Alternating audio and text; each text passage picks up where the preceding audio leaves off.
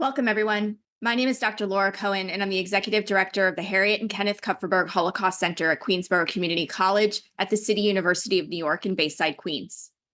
Our mission is to use the lessons of the Holocaust to educate current and future generations about the ramifications of prejudice, racism, and stereotyping. Today's talk is entitled Identity and Context, Building the American LGBTQ Museum, and features Ben Garcia, the museum's executive director, and Suhaly Bautista-Carolina, director of public programs and partnership. The Kupferberg Holocaust Center in Bayside, New York is situated on the traditional land of the Mantinecock people who continue to live here today.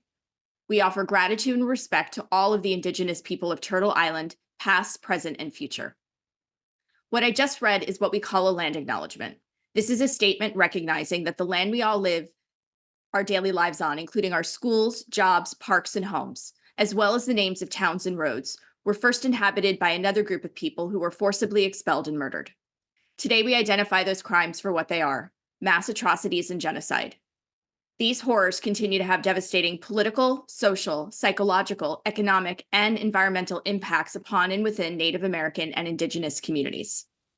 Our program today is a collaboration between the Kupferberg Holocaust Center and the Museum and Gallery Studies program in the Art and Design Department at Queensborough Community College, and it builds upon the KHC's longstanding tradition of connecting core themes within both Holocaust and human rights education, focusing on erasure and tragedy, of visibility and resilience with how they are expressed, and how human rights are taught within and at museums and education centers. Our program today is co-sponsored by the Museum Studies MA program at CUNY School of Professional Studies, the QCC CUNY LGBTQIA+ Consortium, the Ray Walpole Institute for the Study of Holocaust, Genocide, and Crimes Against Humanity at Western Washington University, the Center for Holocaust and Genocide Studies at the U.S. Military Academy at West Point, the Holocaust and Human Rights Center in White Plains, and the Center for the Study of Genocide and Human Rights at Rutgers University. After the presentation, please be sure to submit your questions via the Q&A feature at the bottom of your screen. And to kick things off, I'm very excited to welcome our dear colleague, Kat Griffin, who's program coordinator and faculty member in the Gallery and Museum Studies here at QCC, and a faculty member within CUNY School of Professional Studies. Kat, the floor is yours. Thank you very much, Dr. Laura Cohen, for the warm welcome and introduction. Thank you also to Associate Director of KHC, Marissa Hollywood, for her work on this program as well, and to the Art and Design Department, especially for the support of Kathleen Wentrek, the chair of our department. As Laura mentioned, I am faculty member and program coordinator for the Gallery Museum Studies program at Queensborough Community College. And our program is the only associate's degree in the discipline offered in CUNY. So it makes it a uniquely affordable entry point into the museum field in our region. I always welcome questions about our small but mighty program, and I will share my email in the chat shortly. I also want to welcome all the students who are present today, community members, and our esteemed speakers. As Laura mentioned, this program is one of a group of yearly events in the ongoing Human Rights and Museum series, which comes out of, in part, a living land acknowledgement resulting from the earlier Native American Survivance Project at the KHC, which took the form of a colloquium, exhibition, and publication starting in 2018. For this reason, Indigenous voices and viewpoints are centered in many of the series events. For example, on the KHC's website, you can access a recording of our fall event with Jeremy Dennis, an artist, an enrolled tribal member of Shinnecock Indian Nation in Southampton, New York, and founder of the not-for-profit Ma's House and BIPOC Artist Studio, Inc. Actually, all of the past events from the series are available to view via the KHC's website and YouTube channel, and you will find that link in the chat to explore prior events and recordings. That prior event on Ma's House on the Shinnecock Reservation was the first in this kind of mini series, of which today's program is also one, which we are hosting that address the vital new cultural and historical institutions in our region. These programs come out of our ongoing conversations between KHC staff, QCC students, and faculty, especially folks in the Gallery Museum Studies program, where we've been thinking about the creation activities of recent cultural and historical institutions such as Ma's House, which was founded in 2020, or even the Kupferberg Holocaust Center itself, which was founded in 1983, first as part of the college's library, before the addition of the current facility, which includes 2 exhibition spaces, a classroom, and dedicated library. In a time when students and museum professionals are questioning the structures and even the organizing principles of older museums and cultural institutions, many which were founded in colonial context, this program today looks at one of New York's very newest institutions, the American LGBTQ Museum. This conversation finds an apt home at the Kupferberg Holocaust Center, as we often host programs and exhibitions that focus on LGBTQ experiences in relationship to the Holocaust and those in connection to other historical and present-day circumstances. This coming Tuesday, March 19th at 11:30, you may want to join us for the program Outlawing Homosexuality in Nazi Germany, Reflections on the Film Bent. We'll post a link for registration in the chat as well. Now, back to today's presentation and conversation. We are very pleased to introduce Ben Garcia, the American LGBTQ Museum's Executive Director, and Suhaly Bautista-Carolina, Director of Public Programs and Partnerships. I'm going to post the full bios for both of our esteemed speakers in the chat, but I'll also introduce them a little bit more briefly now before handing over the Zoom mic. So Ben Garcia has worked for 20 years to help museums become places of welcome and belonging for all people. He started as a gallery guide and educator, moved on to exhibition development, and then served in middle and upper management administrative roles before joining this museum as executive director. Ben served as the deputy director of the Museum of Us and deputy director and chief learning officer at the Ohio History Connection prior. He has led initiatives to return indigenous ancestral human remains and belongings in San Diego and in Ohio. He serves as the vice president of the Association of Midwest Museums.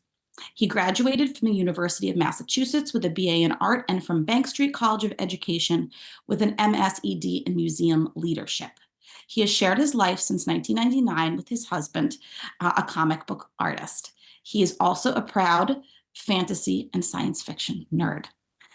Suhaly, I'm going to introduce both speakers first because I think they will present together.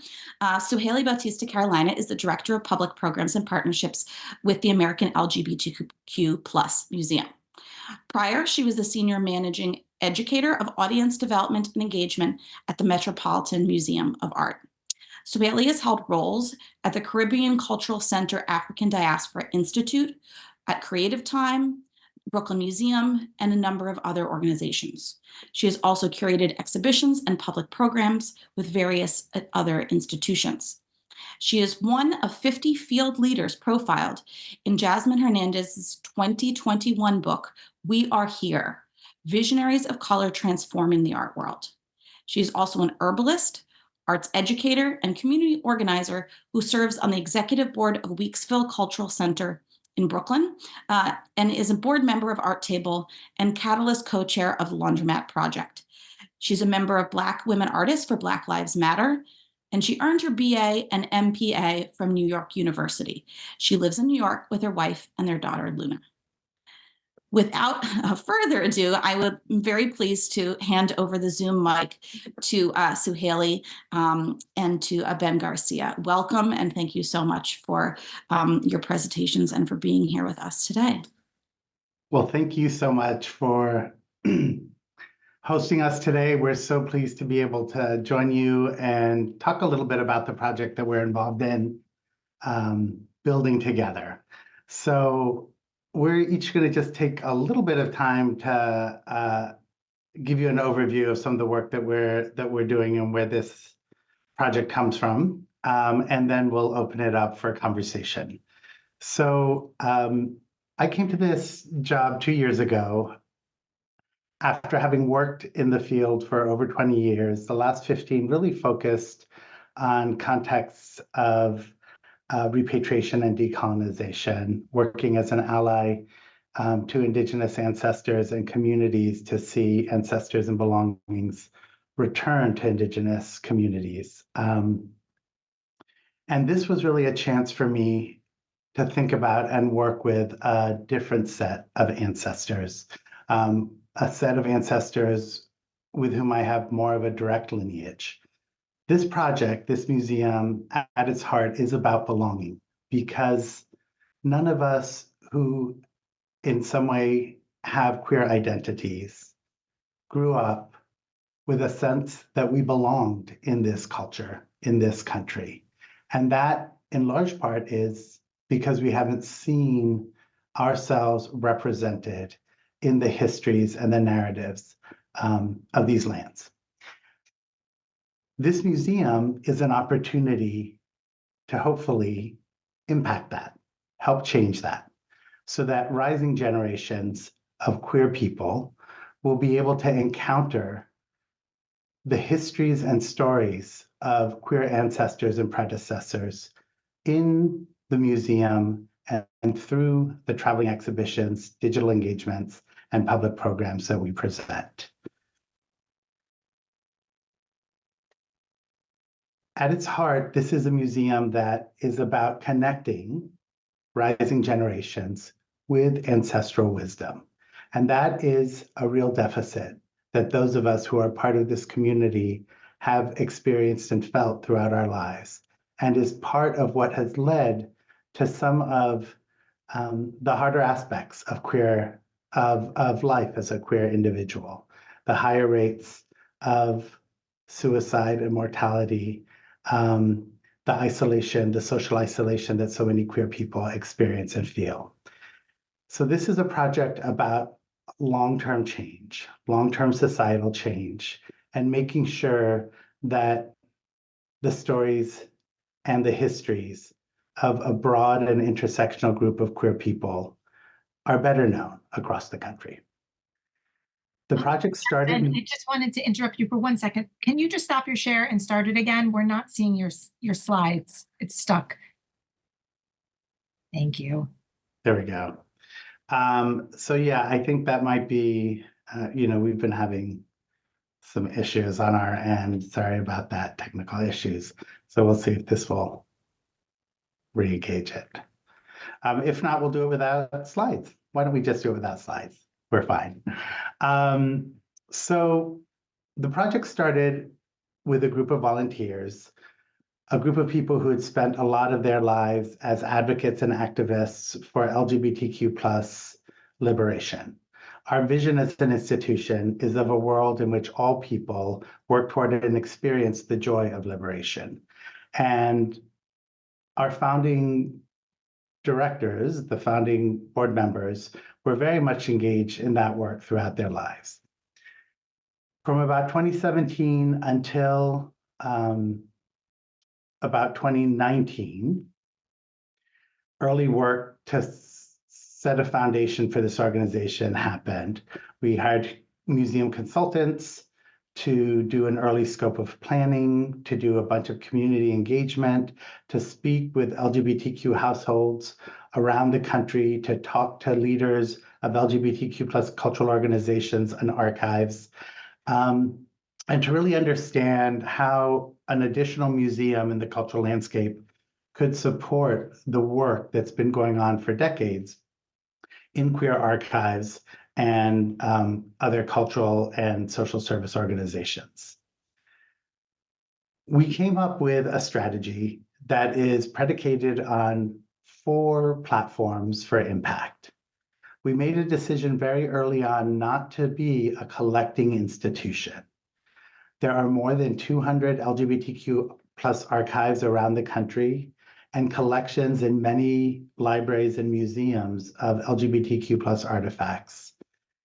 We know that it's really important that these artifacts and archives are collected and preserved. But what we heard clearly as we surveyed the field was that there wasn't a need for an additional archive and collection. What was really needed was support for the existing network. And so we decided to enter in partnership with those archives and collections, and to commit to borrowing archives and collections from around the country to use on behalf of the exhibitions and digital engagements and public programs that we'll be presenting. So we won't be a collecting entity, and therefore our focus entirely is on impact with people. So those 4 platforms for impact are, first and foremost, unsurprisingly, and the place where we'll have the largest audience, digital engagements.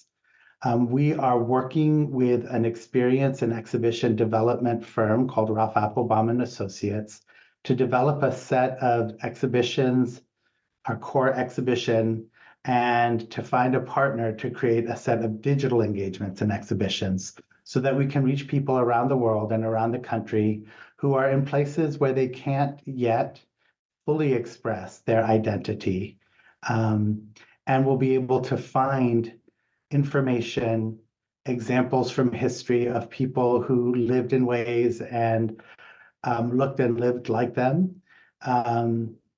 And also we'll be able to engage in some meaningful and enjoyable exploration of LGBTQ+ history.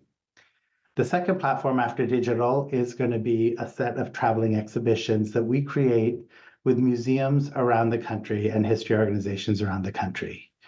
We want to be sure that this is an experience that can be experienced by people in their home communities, not just by coming to New York City to visit our home base here.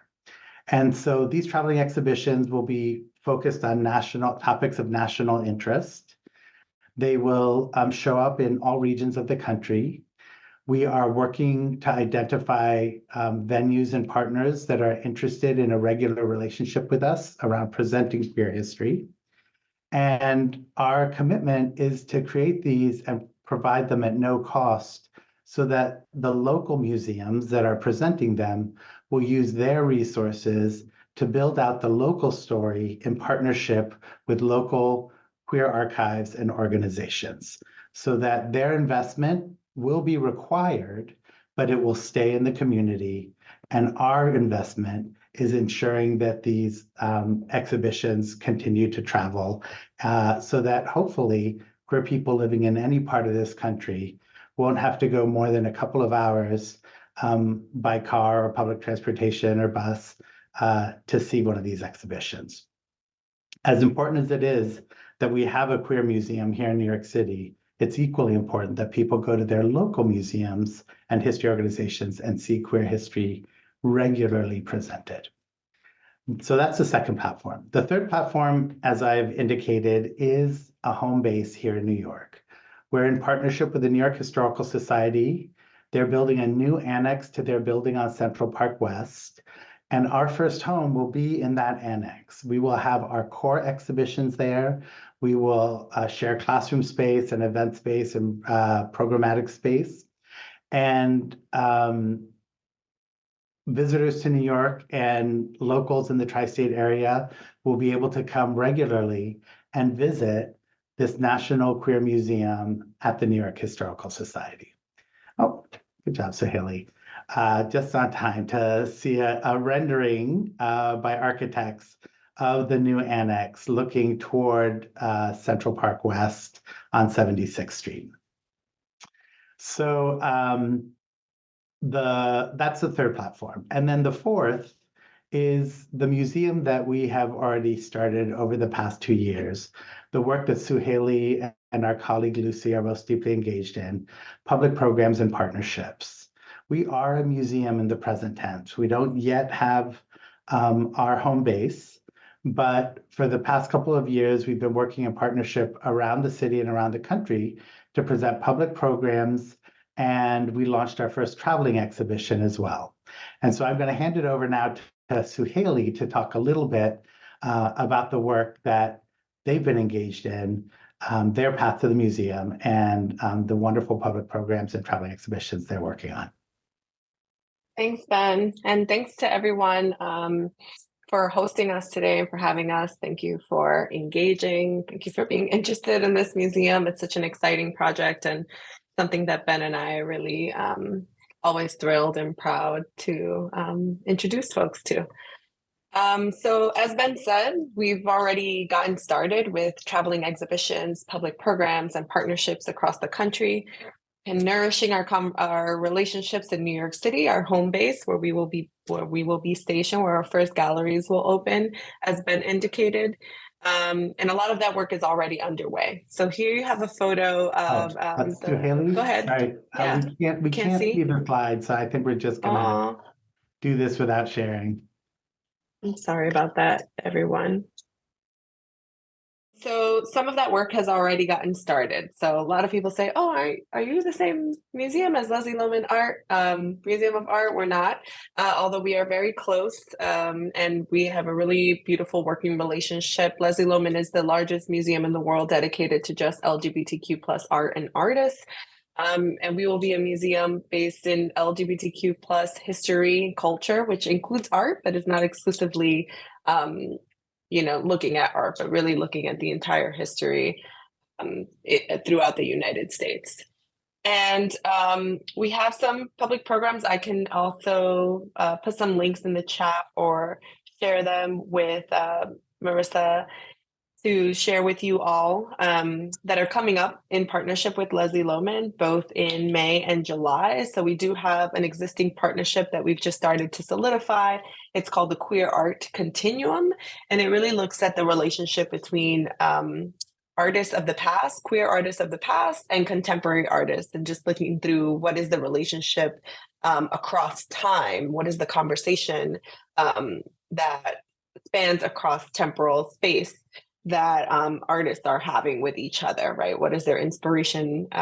What is some inspiration that is gleaned by contemporary artists from past artists? And what does that work look like? So we're having conversations, performances, poetry readings, panels, hopefully commissions in the future. But these two programs that will debut in 2024 are part of this partnership that we have going with Leslie Lohman. One of the ways that we have shown up in space to let people know who we are is to table and really introduce people to the museum at Pride festivals across the city. So last year, we participated in Staten Island Pride, Brooklyn Pride, Queens Pride Festival, and New York City Heritage of Pride in Manhattan. And it was a really beautiful way of introducing folks to the museum, showing them what we're about. Here you see some props that folks are holding. It was a really beautiful way of just letting people know that we're coming and that we're here and that we have events and programs, and that this museum will really be a museum about us and about our culture, and getting folks' ideas and introducing folks to our new membership program, which I could talk about a little bit later, but giving people some ways to participate in what we have going on and really be part of our journey. So look out for us at some Pride festivals this year. If you are in Queens, Manhattan, or Brooklyn, we'll be there too. So we'll be at those Pride festivals talking a little bit about our work. I think one of the most beautiful things about, this time between now and the construction of our new site is really the ability to have programs in many different spaces and to just show up in partnership with folks who are excited about what we're doing and who are aligned with our values and our intentions and our goals. So here you see an image of our event that we hosted with the Lesbian Bar Project. It was hosted at Henrietta Hudson, which is one of the only remaining lesbian bars in New York. And also, this is a epidemic. Lesbian bars are disappearing across the country.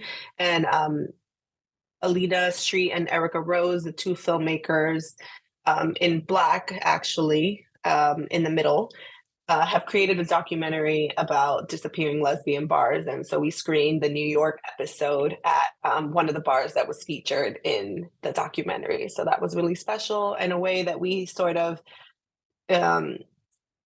enter into our philosophy of like, we'll come to you, right? We'll come where the people are. And that is something that's really important in programming at the museum right now.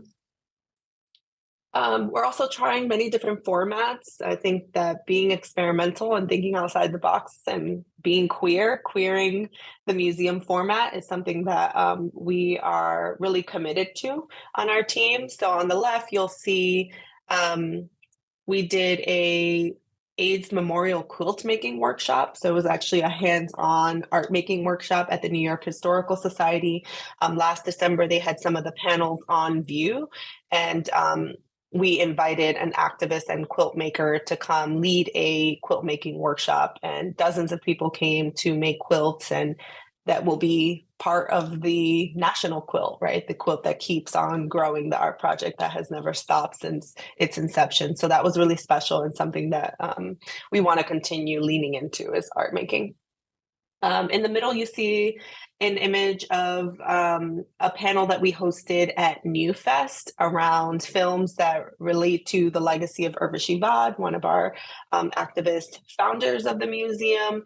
And New Fest is the largest LGBTQ plus festival in New York. They're another one of our steady partners, and we've just opened a series called ALM and New Fest Presents. We had a program last night actually about trans justice.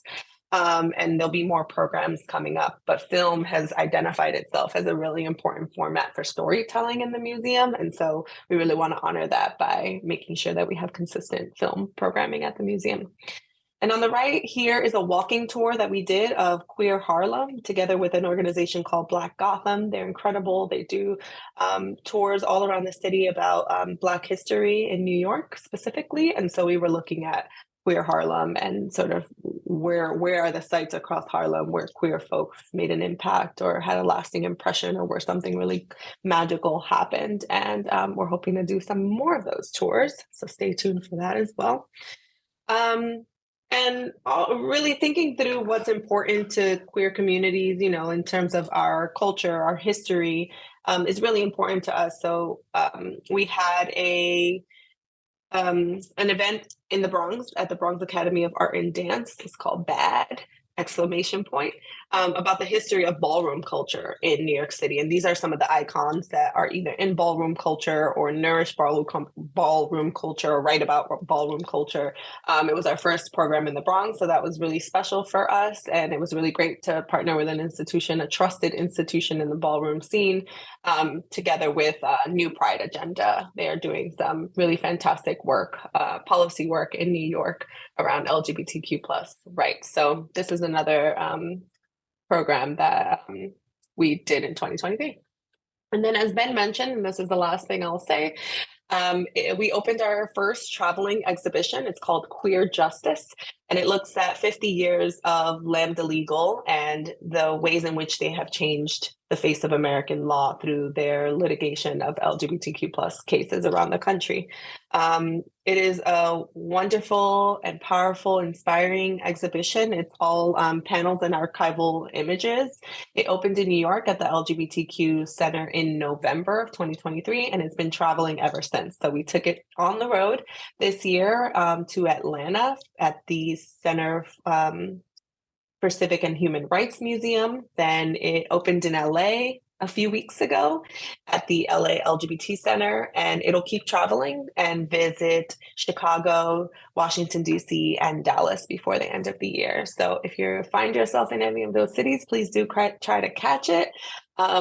I'll put the link to our exhibition website in the chat so you all can engage with some of the imagery and audio from the exhibition if you don't have a chance to catch it live. But we are also thinking of having another New York moment for this exhibition. So stay tuned. We're working on the logistics of that. It might actually have another moment here in the city at the end of the year. So these are just some of the kinds of programs and events that we're doing to really introduce folks to the work that we're going to be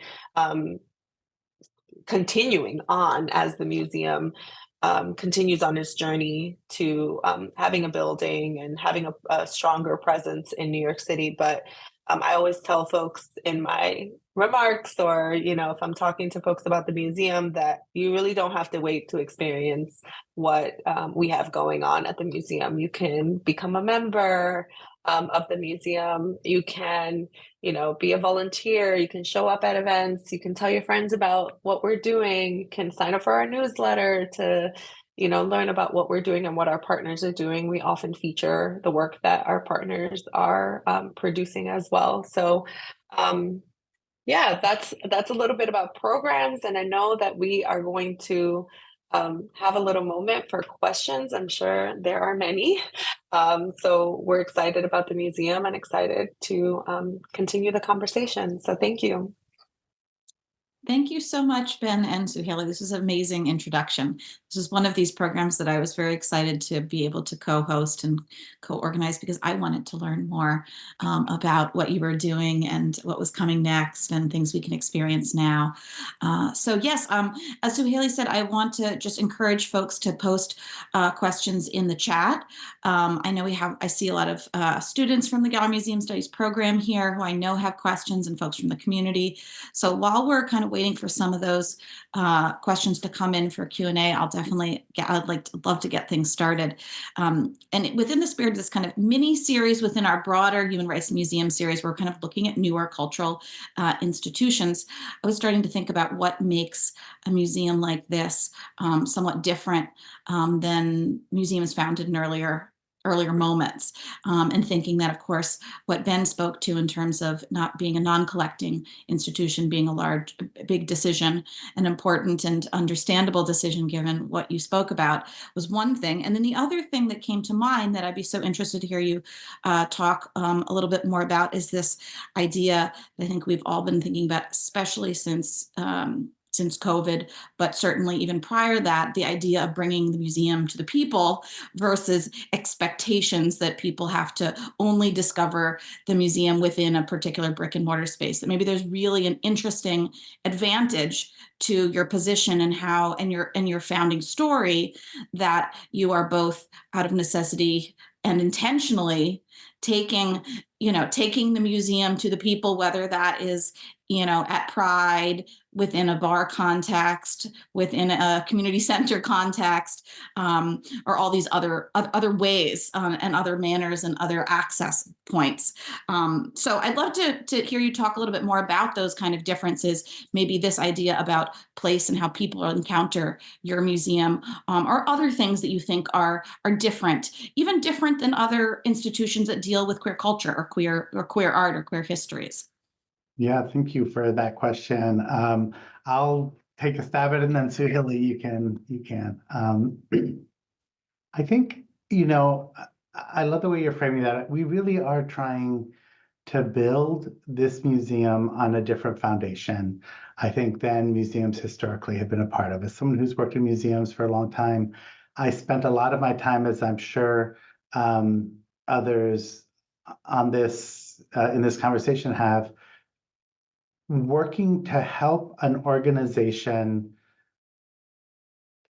do better internally in terms of aligning with what they say the impact that they want to have in the world is, right? Because we were, founded in a particular way and for a particular reason, and that way and that reason was very much connected to a sense that, certain cultural experiences were more valuable than others, that centered whiteness, that centered,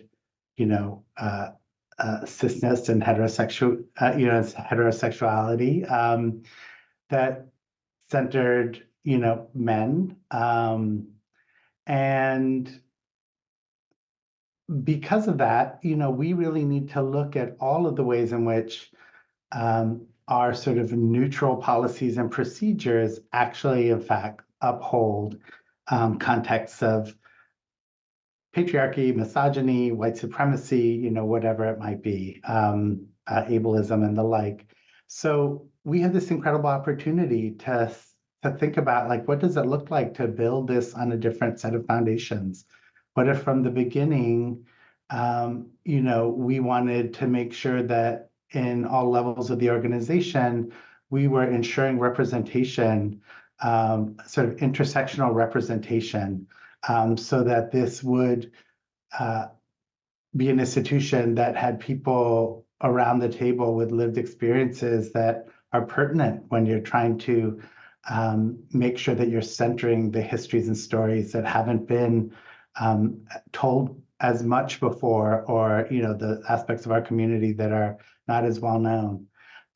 We had to think about it in terms of, what if you create an institution where from the beginning, compensation is tied to a true recognition of the labor of museum workers and nonprofit workers, rather than tied to notions of, service that, earlier generations of museum workers who came from more affluent backgrounds were comfortable with.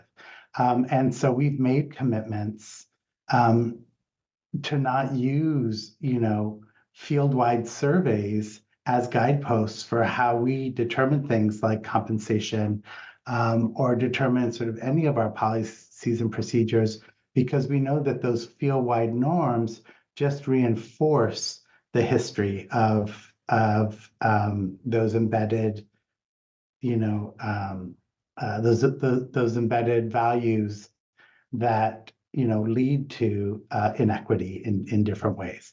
So it's been one, I think, of the real joys for those of us on the team, is to take time to really imagine what this work culture could be, because we get to do it, and we have an incredibly supportive board around these ideas, because so many of our board members come from activism and advocacy. They're very comfortable with this. And so I'm in a rare position as an executive director of not sort of having to bring a board along around equity, but in fact being pushed by the board to be even more and more accountable around operationalizing our commitments to racial, gender, and disability justice. So, there are so many pieces that are implicated when you're reinventing this. And there are lots of, models that we look to in the field, but there are some things that we get to sort of make up for ourselves as well, because we don't see models. I would say, the last thing I'll say is, what you're referring to in terms of the opportunity of this fluidity of where we show up and how we show up is something that we need to savor, because, so many museums end up being tied to a brick and mortar location, and that provides them with incredible opportunities, but it also forces them to sort of take care of a certain, place in a very fixed space, in perpetuity. And that is, I think many of us who've worked in museums have seen museums where the resources end up getting pulled toward the brick and mortar, toward the non-community, non-human parts of the program. And then the parts that, and that remains stable. And then the part where they are able to cut is really only in relationship to people, right?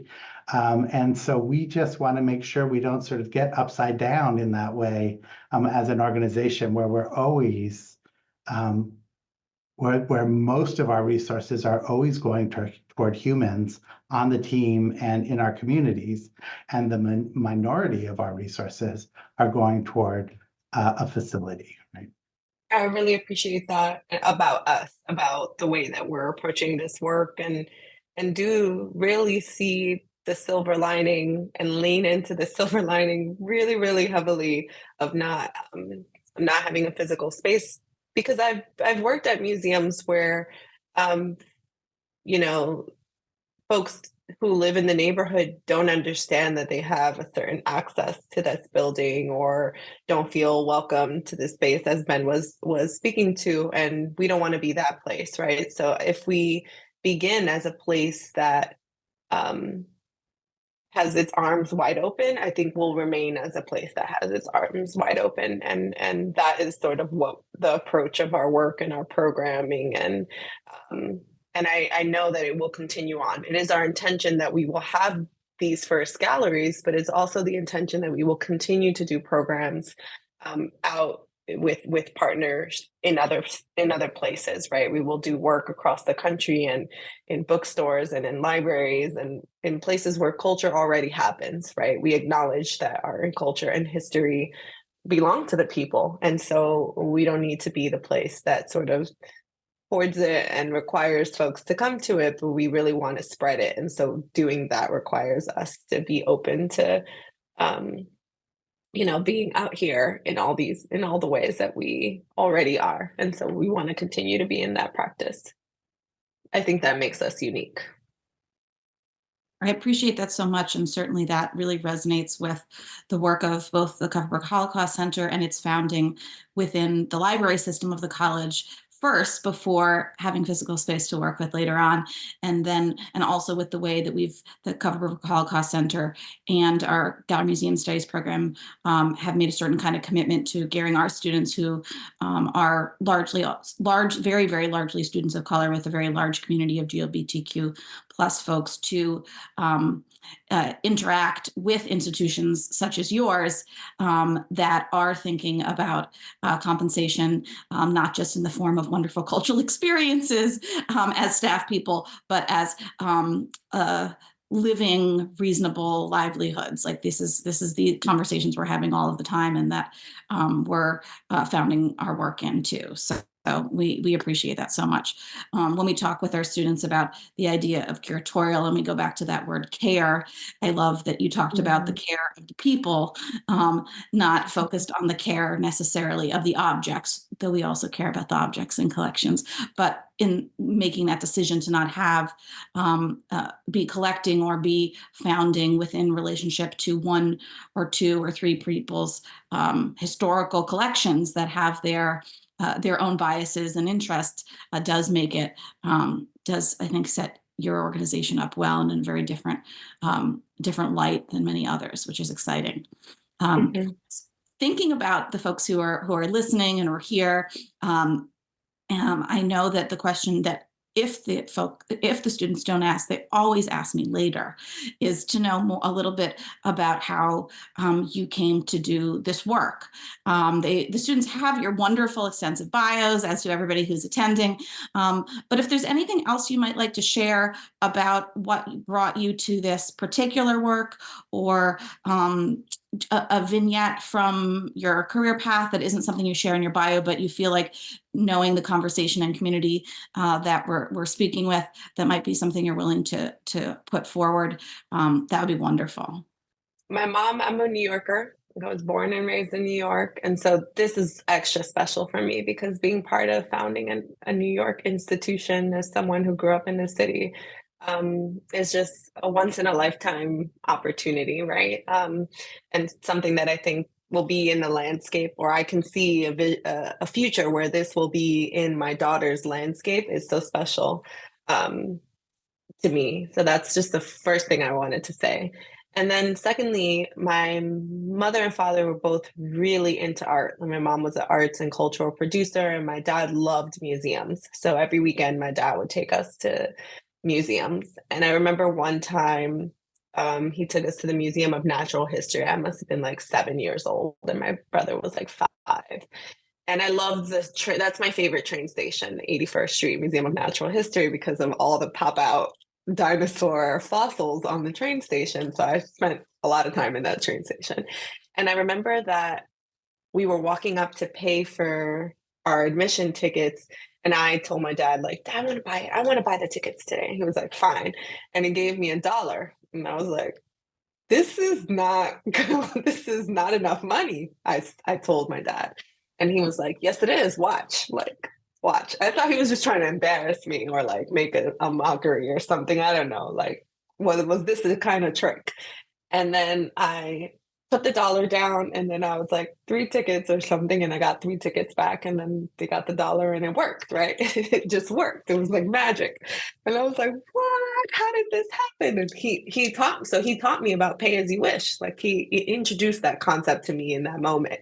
And I was so fascinated by that. It never left me. Like, it was just something that I was just like, I want to try this at all the other museums in New York. Like, does this work everywhere? What about a penny? I had so many questions after that. And it's just so interesting and kismet. And like, I love this, because this is the work that I'm really, really passionate about till this day. It's been like 30 years since that moment, and it's still it has made such an impact in my work. Like, I want to make museums accessible to people. I want people to know that they have access to this richness. That's my work, right? Is to open this door and to say, like, come in, and that's really been something that has led me, I think, to now and to a lot of the work that I've done in museums. So yeah, that's like one story that I think always like comes up for me.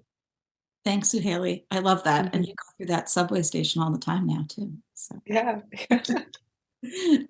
Ben, is there anything you'd like to share along this topic as well? I just love that story. And I love that that is going to be the subway stop for the museum. So That's it's just right. so great. I think that what I resonate with in Suhaly's story is growing up with parents who, my mom still has an art practice as a painter and went to Hunter for her undergraduate in art history when I was a teenager. So, she was in her 50s and went and did her undergraduate degree. And I remember when I was 14, we were living outside of New York, and I was going to be allowed to go into the city on my own for the first time, taking Metro North in. And my mom told me about a museum that she had just gone to recently with one of her classes, the Frick Museum. And, she just knew that I would love it because I was a kid that just loved like fairies and magical realms and palaces and, like all of that. So she knew that I would love walking into the Frick. And she was right. And I went into the city. I was on my own. I felt so grown up, going into Grand Central, walking up, going into the Frick. And in the Frick, there were, in those days, I don't know if it's still the case, but there's a sign, no children under 12 allowed. Like they just didn't let kids in. And I was 14, so I was like those like suckers, those young kids. So I just felt so adult. It was one of those moments where I walked in, I like smelled the like wood polish, and everything was so beautiful. And for me, as a closeted queer kid in a really big, kind of chaotic family, going into there, being in there on my own, being allowed to be in there and sort of walk through, it helped me imagine what the future could be. A place where I could be myself fully, where I could be my full queer self. And that really was, it was New York City, it was a museum. And I've been in love with them ever since. And so for me to be able to, we moved away and I lived in California and I lived in Ohio. I just moved back to New York 2 years ago. So for me to be able to come back to New York many years later, many years after that, 40 years after that, and have that full circle moment of creating a space where I can imagine queer young people in the future coming into the city and coming to our museum and seeing a space where they know that they belong, and they see a reflection of the adults that they want to become. It just, like Suhaly, I feel so incredibly privileged to do that. And both of us, so neither Suhaly nor I come from generational wealth. Like we both come from socioeconomic backgrounds where, the living that we make is the living that has to support us. And that's not always the case in museums. A lot of people, in a field that underpays people so terribly, you're mostly going to have people who come from wealth who can afford to work there. So I do think that having Suhaly and I in this museum, we're making sure that anyone who works here, if you're in your first museum job and your first museum job is at the American LGBTQ plus museum, this year your salary is going to be $78,000. Like that's our minimum wage for an entry-level position at the museum, because that is what it takes to live in New York City pay a student loan and have some level of financial security as someone who's not necessarily bringing help from parents or from home, right?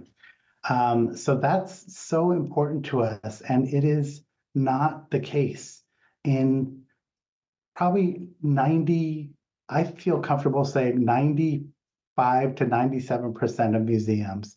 You are not going to make a wage that can really support you as an entry level or even a first or mid-level employee if you don't have additional sources of income or revenue. And that's a huge problem. And I think that's what happens when people of color, when people from like working class backgrounds come into the field and move into leadership positions. The only reason I wanted to be an executive director was because I saw the inequities and I wanted to be in the role where finally I got to say, no, like that's not how it's going to work here. What I learned as an executive director is you always have a boss. So like the board is my boss, but I was able to make the case to them that I'd rather this museum grow slowly with staff paying the right amount than, right now we're a team of 5. We could be a team of 12 people if we paid the prevailing wage because people are so poorly paid in museums.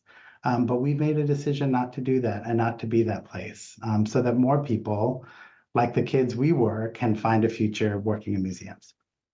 This resonates very clearly with our community. I'm 100% certain, and I really appreciate what you're speaking about. And I think that one thing to not discourage those students who are all really, I think, would fall into, similar categories that you spoke of as yourselves as young people, is to say that the work that your institution is doing is leading the way so that it's not so far off that other institutions also have to hold themselves to these same kinds of standards. That it may not be tomorrow, but it isn't. It isn't so far off. You also will get a lot of applications from our graduates of our program based on the conversation we're having today. Which I hope in the future you'll definitely welcome. But this thinking around economic justice in our field and what that can look like, and who gets to have a career in this field and who gets to continue in the field is so significant.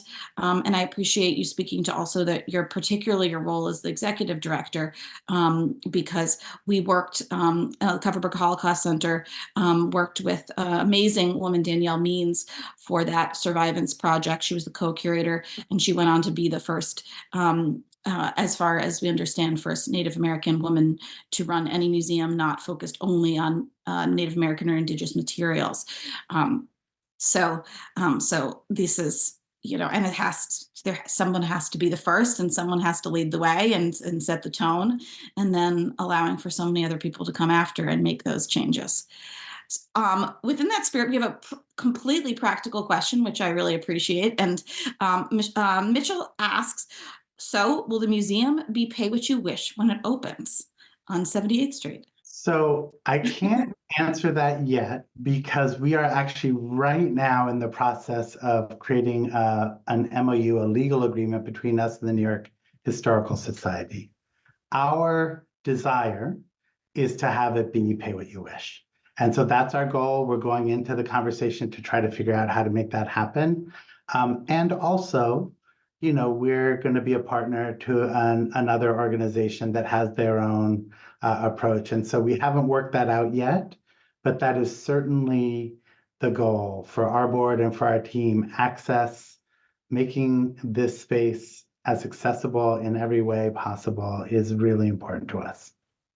And Kamari, who's in our Gallery Museum Studies program, asks about those volunteer opportunities and about internships. So I think she's making a wonderful transition from this thinking about volunteer to maybe thinking about paid internships and what kind of opportunities that you might be offering in the future.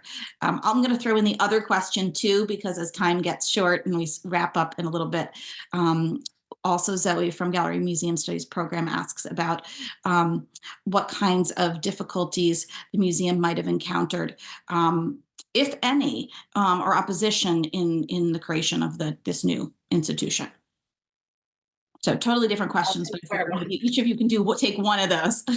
Yeah, I'll take the easy one, and I'll give Ben the challenges. We were just talking about this today. We were just talking about volunteers and interns. We actually, I love internship programs. This is like one of my favorite things. And I've run internship programs at Creative Time and other institutions, and always have an intern. So this is right up my alley. We do want to hire a director of education who can like oversee all of our learning programs. And so we envision a future where our director of education will really design a program that is really about the interns, right? We've all been in internships where interns get tagged with doing, the dirty work. We really want to do that differently. We want interns to come in and voice what they want to do here and what their takeaways are, and we want to shape the internship around that experience. And so in order to do that thoughtfully, we really want to have someone on board to do that. That being said, we are sort of experimenting with a few opportunities that have come our way just to imagine what that feels like. And so we had a 6-week intern last summer through our fiscal sponsor, the Fund for the City of New York, and we're experimenting with possibly having another 6-week intern. And so we may be like inching into it. We're like taking small bites into designing what we want to be an intentional, robust internship program. With volunteers, that might happen a little bit sooner. So Pride is a particularly busy time of year for us. So we're going to be doing a call for volunteers this year to support us at the festivals. And then October, which is LGBTQ plus History Month, is another really busy moment. So those are 2 moments throughout the year where we might do call outs for volunteers. So if you sign up for our newsletter, I'll put the link in the chat. Those calls will go out there. And if you follow us on social media, I can put our handle in the chat as well. You'll see those calls go out. And if you're interested, we encourage you to contact us. And, and in case it wasn't clear, all our internships are paid, and our volunteer opportunities are very time limited, just to come join us on a fun day and help out. So we, in terms of the question about opposition, one of the reasons that New York made sense as a place to be the site for this museum is because there is such structural support for queer people in city government and state government, and just sort of culturally within the city. And so we have had a lot of support from lots of different people and sectors. We haven't yet been in the crosshairs of a lot of, of negative response to this project. There was a federal appropriation to the New York Historical Society toward the cost of building their annex that's mentioned that it was going to be the future home of the LGBTQ plus museum. And that was taken up by some members of Congress as an example of, wasting taxpayer money and like a terrible use of money. It was us and the Universal Hip Hop Museum were both signaled out. So people don't like hip hop and they don't like queer people. So, that's all right. But that was DC, and the money came through anyway. So we do know that as we get more and more visibility, and especially as we start doing more and more national programs, that we are going to encounter resistance and sort of a different attitude. We're thinking a lot about how we ensure the safety of the team once we open a physical space, because physical spaces, as you know, is that the Holocaust Center and Jewish museums, unfortunately, are very aware of, become targets, even in places like, New York and others. So we're thinking a lot about that and what measures that we're going to need to put in place for that. But at this point, we've almost exclusively just received lots of love and joy around this project, which is just such a blessing. Yeah. I'll tie together the last 2 questions before I give it back to Dr. Laura Cohen. Reynolds asking if there is going to be an event space for queer and trans folks and thinking about queer and trans ancestors. And Margot is asking if there's going to be libraries or archives.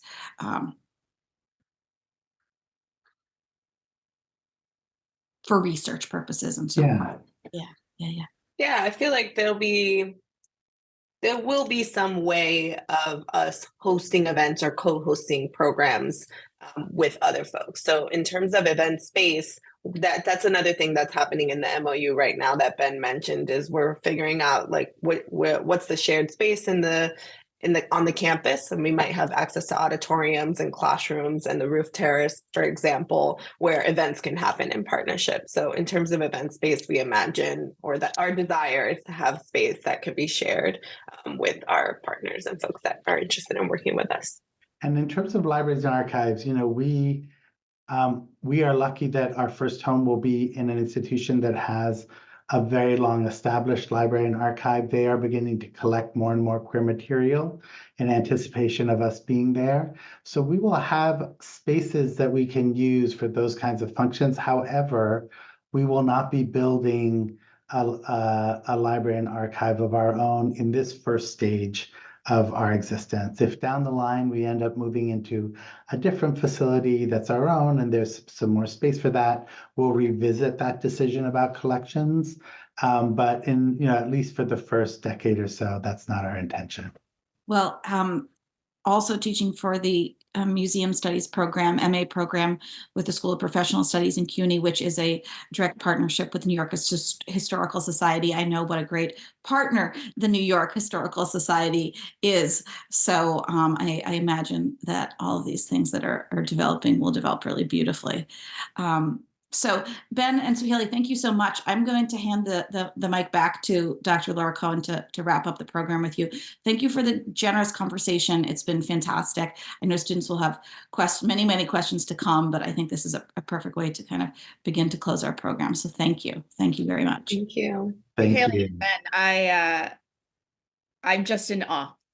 And I also want to thank you, Kat, because when I came to the KHC about 5 years ago, my experience is on analyzing atrocity site memorials and narratives, and specifically the different communities of people who have memories there, who have family members that may have been killed there, and what are the politics of the spaces. And I don't mean just in terms of the community, but the narratives, the materials that are in the spaces. If you go to a place like Auschwitz, where some of the things are of the era, some of the things have been recreated. And at the KHC and in collaborating with Kat, one of the things I started to learn really early on was, how do our students, many of whom are not Jewish, coming into our space, see themselves? And how can we put different communities in conversation with one another and put the past in conversation with the present? And I just want to honor the work that you're doing. And yes, it can be a really insecure space. And I also just really appreciate you both talking about the impact of doing the work on yourselves and allowing people to be their full self when they come to do the work, and also to be compensated for the work. And that's something that Marissa Hollywood and I, she's our longtime associate director, frequently are dealing with. Just in the space itself, there's a lot of emotion and a lot of feelings that come up. And I think sometimes people don't really recognize just how complex that is, because they may have feelings about what the center and the exhibition should be and should not be. So thank you all so much for this. And I want to mention, because for those of you that are still on, we have 2 events next week. One is on Tuesday, the 19th, and it is entitled Outlawing Homosexuality in Nazi Germany. We're going to be having a conversation about reflections on the film Bent. And on Wednesday, March 20th at noon, we're also doing another event about Paragraph 175, which is on the contemporary impact of Nazi-era homophobia and persecution. So these are all themes that are really critical for us. And one of the last thing I'll say at the KHC, it's very important to commemorate and memorialize the 6 million Jewish people who were murdered and the millions other groups of people also targeted by the Nazis. And our focus on our concentration camps exhibition absolutely talks about that too. And that's really, really critical for us. It's New York City, so there's a motorcycle outside. So thank you so much for everyone for participating and for joining us today. Stay safe and be well.